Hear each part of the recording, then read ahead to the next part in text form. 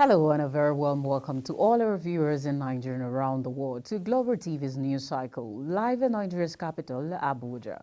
I am Judith Peters.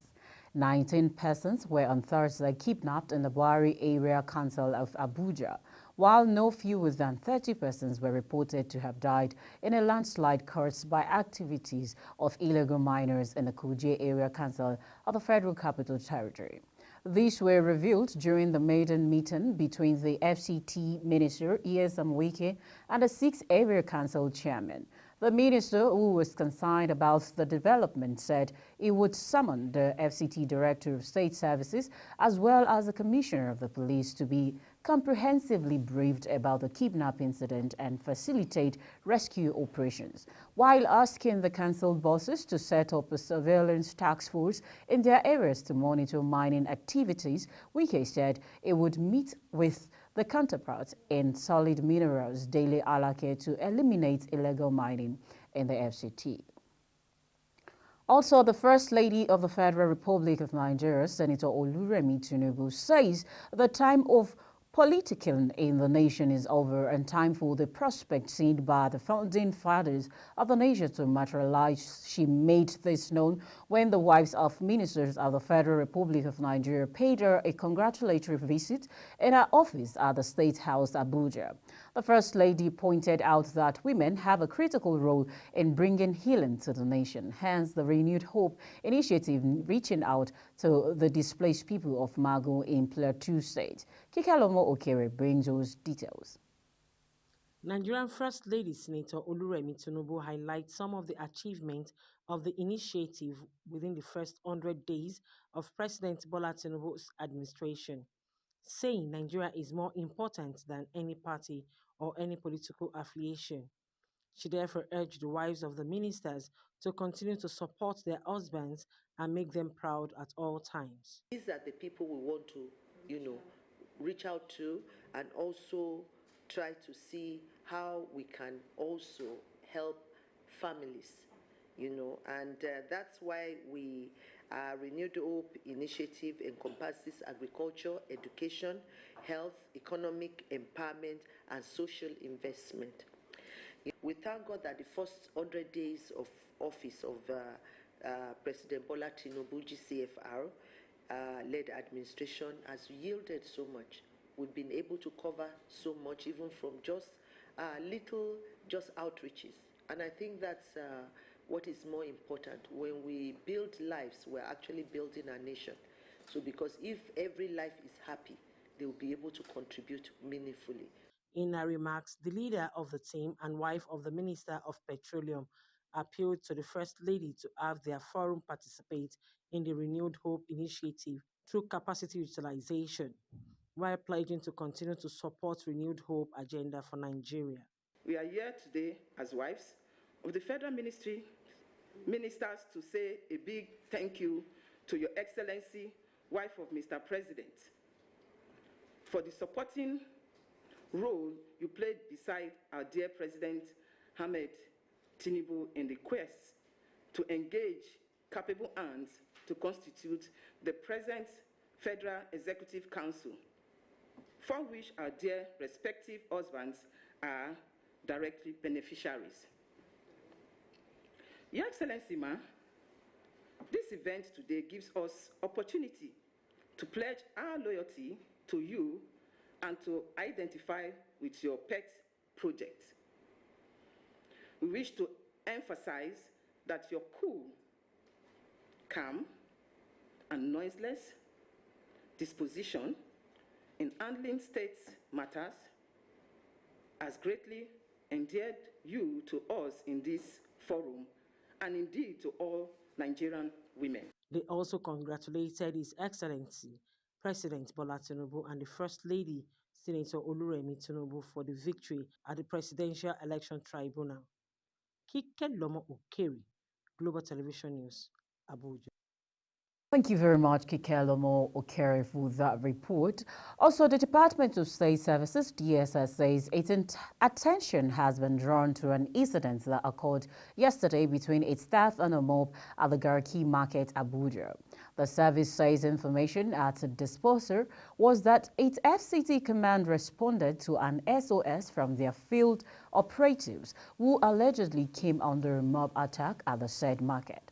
The service says it has therefore commenced an investigation into the matter, assuring the public that details of the inquiries will be communicated at the appropriate time. It promised that it will not hesitate to dispense proper disciplinary measure to its staff if found flaunting standard operating procedures in dealing with members of the public. Also, ahead of the November 11th gubernatorial election in Bayelsa State, the Independent National Electoral Commission, INEC, has promised that the Bemulda Voter Accreditation System, also called BVERS, will be used for the accreditation of voters and transmission of results. Fauziya Lukman reports that the new Resident Electoral Commissioner, REC Obo Efanga, made this known while stating the Commission's plan for the upcoming election at a press briefing held at the Professor Mahmoud Yakubu Media Center in Yenagoa, Bayelsa State Capital. The newly Resident Electoral Commissioner, INEC Bayelsa, has underscored the crucial importance of voting in determining the outcome of the forthcoming gubernatorial election. In his address at a press briefing in Yenagoa, he emphasized that INEC will interfere in order to assist any candidate. The only way anybody will can win election conducted by us is for the person to get voters to vote for them. Every vote will count. We will ensure that the personnel we send to the field are adequately qualified and knowledgeable about the processes of the election. We will not interfere in any way to aid or assist anyone. Also to mention that on Monday, the 11th of this month, we will allow voters who have not collected their voters' cards an opportunity to do that, and it will last for 1 month. Resident Electoral Commissioner assured members of the public that INEC is committed to ensuring that only qualified and knowledgeable personnel will be deployed to oversee the electoral process. To this end, he announced that INEC has opened its portal for potential ad hoc staff recruitment. I had meetings with the Commissioner of Police in the state today. I also met with the State Director of the DSS. In the days ahead, I'll be meeting with other security agencies, and we'll soon have a meeting of the ICES, the Interagency Consultative Committee on Election Security. Some trainings have started, and the trainings will continue. We have opened the portal for potential ad hoc staff to register so that they can be recruited. Regarding security concerns, he disclosed that meeting had already been held with relevant security agency to ensure adequate protection for voters and officials throughout the election period. Fauziya Lukman, Global Television. Thank you very much, Fauziya Lukman, for that report. Also, Governor Akeredolu of Ondo State resumes office after 3-month medical leave. The governor will return from medical treatment in Germany on Thursday, as notified the State House of Assembly of his resumption of duty after being abroad for 3 months on medical leave, receiving a letter from the governor. On Friday, the Speaker of the House of Representative Olamide Oladeji said it was in line with Section 191 of the Constitution of the Federal Republic of Nigeria as amended. According to the letter, which was received today during the plenary meeting of the House, the governor resumed duty today, Friday, 8 September 2023. Mr. Oladeji, who expressed appreciation to God for bringing the governor back home hale and hearty, said the entire people of the state were glad to see him back in office. Also, the Nigeria Communications Commission has said it will prosecute telemarketers who illegally access the telephone numbers of telecom subscribers for commercial activities and gains. It's noted that the claim that the telemarketers obtained telecom consumers' phone numbers from the commission was false. The NLC disclosed this in a public notice titled Unauthorized Use of Telecom Subscribers, Phone Numbers and Other Personal Information by Telemarketers, signed by the Executive Vice Chairman, NCC, Professor Umar Dambata. The Commission explained that it fully abides by the principles and rules guiding the protection of privacy for consumers of telecommunication services, and no service provider or telemarketers is authorized to invade, harvest or use subscriber data in any form or guise without the express approval of the consumer, except otherwise provided by the law. Still on the news, Coordinating Minister of Health and Social Welfare, Professor Ali Patey, has expressed great concerns over the challenges bedeviling the health sector in the country. He made the remark at the opening ceremony of the 13th Biennial Delegates Meeting and Scientific Conference of Medical and Dental Consultants Association held in Kano Thursday. The minister, who was represented by the Chief Medical Director of Aminu Kano Teaching Hospital, Kano State, Professor Abdurrahman Sheshe, listed some of the problems plaguing the health sector, including poor funding, brain drain, lack of facilities, obsolete equipment and lack of personnel, especially in the rural areas. According to him, the current administration under President Bola Ahmed Tinubu is working hard to change the ugly situation in order to strengthen the health sector. Also, the Commissioner of Police of the Federal Capital Territory Command, CP Haruna Garba, has assured residents of the command's unwavering commitment to the protection of the life and property in FCT. The CP made this known while parading several criminal suspects, including armed robbers, kidnappers, and vandals. Kikelomo Ukere has the rest of the report.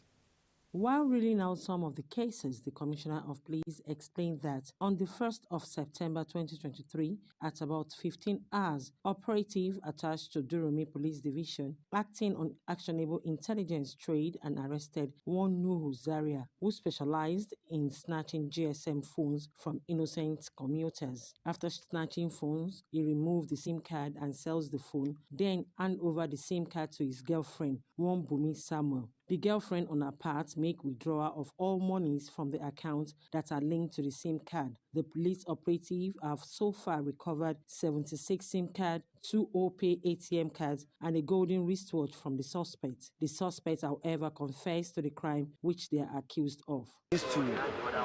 When they are shouting passenger in the main road, we say Bega or Nyanya Maraba, we say or Maraba Nyanya. The president of the entire the car, and I pick your phone. And I pick the phone. And I pick the phone. And I pick the phone. I came and give to someone else. The person's name is Kumar Khalid. So when I give him the phone, now give me the crack, now I smoke. That's what I used to do. Then this woman that she on my right side, she said, get past me, and I don't know anything about the SIM or anything, and I used to give her the SIM. She used to buy cars from the net. When she buy the car from the net, she now sell it to Naira and give her anything. The car boy she used to buy for Zenith, nearly about 3,000 Naira. The phone, they give me the SIM, then I insert it on the small phone. There's a general code I press. It brings out all the list of the bank in the SIM. What's the code? Star 425. Okay. So whichever, does it work with specific SIM cards? Yes, or just any of the bank, any of the SIM.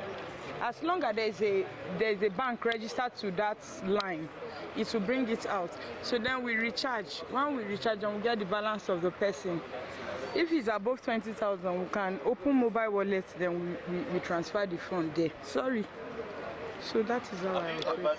Also, the FCT Police Command, in its swift operation between 30th and 31st of August 2023, impounded 6 vehicles bearing both foreign and local plate numbers. The modus operandi of this driver is that they use the vehicle to convey unsuspecting passengers, and midway to their destination, they dispose them of their handsets and other valuables. The moment they carry out this criminal act to avoid being traced or linked to the crime, they quickly remove the Nigerian plate number. The suspects also confessed to the crime they were accused of.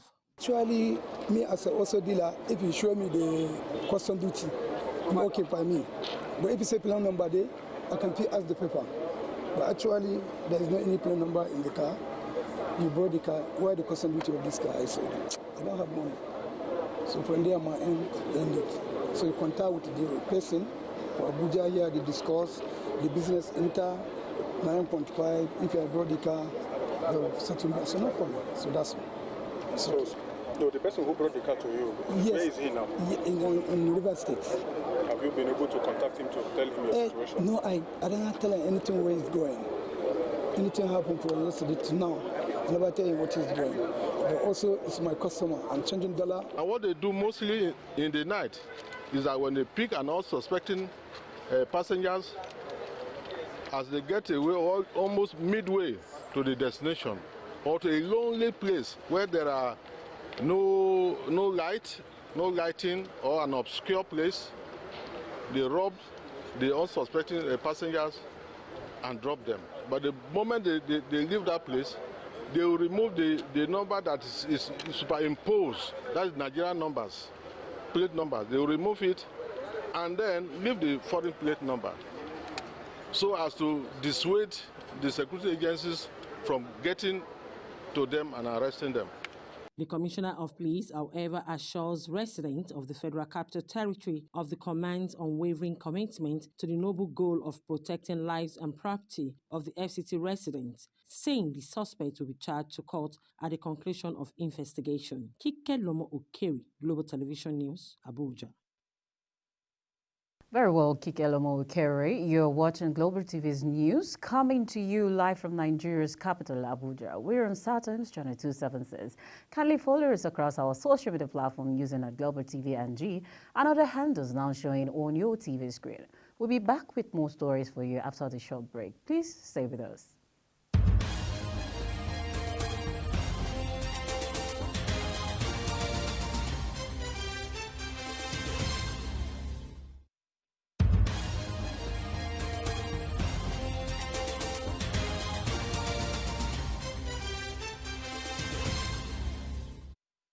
Welcome back, and if you're just joining us, this is Global Television bringing you live broadcast of the news cycle from Nigeria's capital, Abuja. Now, still on the news, Gabon's military rulers have appointed Raymond Ndong Sima, a prominent opponent of ousted President Ali Bongo Ondimba. As interim prime minister, he is the first civilian leader named by the junta, which overthrew Bongo in a coup at the end of August. Ndong Sima, a 68-year-old economist, served as prime minister under Bongo from 2012 to 2014 before becoming a critic and eventually challenging the long-time leader in election in 2016 and 2023. His appointment, announced on state TV on Thursday, was made in a decree by Gabon's new military leader, General Brice Oligui Nguema, who was sworn in as interim president on Monday. In his inauguration speech, Oligui vowed to hold free, transparent and credible elections to restore civilian rule. Although he did not give a time frame, he also said he would shortly announce an inclusive transitional government drawing on figures from across the political spectrum. Still on the foreign scene, the United States military is reportedly repositioning some troops and equipment within Niger Republic. It is believed that the Pentagon will withdraw a small number of non-essential personnel based on what it says is out of an abundance of caution. This is said would be the first major American military movement in Niger Republic since a coup in July. Before this movement, there were 1,100 troops in the West African country, signs of discontent within the Nigeria Armed Forces and mountain soldiers. Both non-commissioned officers and officers do not feel supported or protected by the junta's generals. The latter are more concerned with protecting their financial interests and their already shaky footing in power than with defending the interests of their subordinates. No longer listening to their men, the junta seems increasingly isolated while popular anger rubbles. Still, the federal government has ordered power distribution companies to deploy customers' engagement platform within the next 3 months, beginning from September 1st, 2023. The directive meant the discos must install the facility before January 2024. It gave the order through the Nigeria Electricity Regulatory Commission and explained that the directive became vital due to the failure of discos in resolving the complaint of power users. The directive was contained in a document from NEC titled Order on Deployment of Customer Engagement Platforms.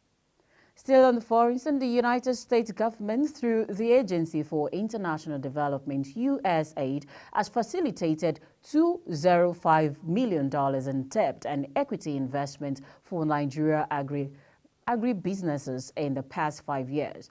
The agency disclosed this on Tuesday in a statement announcing the USAID-funded West African Trade and Investment Hub workshop themed Leveraging Private Sector Engagement to Promote Sustainable Impact that began on Wednesday. According to the agency, the 2-day event will highlight the Trade Hub's effort to expand trade and investment opportunities and improve livelihoods and communities in West Africa state. It stated that Nigeria, with its untapped pool of labor, has vast potential for economic growth, stating that there is an opportunity for the country to become a dominant exporter and hub for the West African region and Africa. Also, the national president of the Nigeria Association of Chambers of Commerce, Industry, Mines and Agriculture, Nasima Dele Oye, says the Chambers is partnering with South Africa to strengthen ties and enhance the collective economic potentials of Nigeria and South Africa. In a statement on Sunday, Oye, who said this when he visited the South African High Commissioner to Nigeria, Thamsako Mseluku in Abuja, added that the partnership would drive growth and prosperity in the countries and on the African continent. According to the Nasima boss, the discussion during the meeting centered on the establishment of strategic public-private partnership that would promote innovation, technology transfer, and investment, noting that the two countries can potentially become economic powerhouses on the continent. Now in sports, Lamine Yamal became Spain's youngest ever player and goal scorer as La Roja thrashed Georgia 7-1 on Friday to get their Euro 2024 qualifying campaign back on track. Defeat by leaders Scotland in their second game left Spain fourth in Group A. They climbed up to second with a big win in Tbilisi, inspired by Alvaro Morata's hat-trick. However, despite the Atletico Madrid forwards' treble, the game will be remembered for Yaman's superb first appearance for his country at 16 years and 57 days old. The Barcelona teenager came on from the bench with Nico Williams after 43 minutes to replace Marco Asensio and Dani Olmo, who had both suffered knocks with Spain 4-0 up and cousin. Yamal, who also finished lengthy in the 74th minute to spend Spain 7-1 up for after Williams found him with a caught bag. Also in sports, let's now join Sharon RJ for more updates. Leadership of Nigeria Football Federation, NFF, has assured of its readiness to always partner with the Sports Writers Association of Nigeria, SWAN, in its resolve to take the round ladder game to greater heights in the country. NFF President Alhaji Ibrahim Musa Gusau, who gave the assurance on Thursday while playing host to the leadership of National Sports Writers Association of Nigeria, led by its president, Mr. Isaiah Benjamin, in his office in Abuja, describes sports writers as critical partners to sports, particularly football development. Still on sports, US Open finalist Coco Gauff has said she held no animosity towards the protesters who interrupted a semi-final match against Karolina Muchova on Thursday, even though she did think their timing could have been a lot better. The American eventually beat Czech Muchova 6-4, 7-5 at Alto Ash Stadium to reach the US Open final for the first time as she continued a terrific season. After winning the first set and taking the opening game of the second, the match was altered when 4 protesters began shouting from the stands. Sharon Ajay reporting for Global TV News. Thank you very much, Sharon Ajay. And that's it on Global TV News Cycle, live from Nigeria's capital, Abuja. We're on StarTimes channel 276. Kindly follow us across our social media platform using Global TV NG and other handles now showing on your TV screen. On behalf of the production team, I am Judith Peters. Thank you so very much for watching. Stay blessed.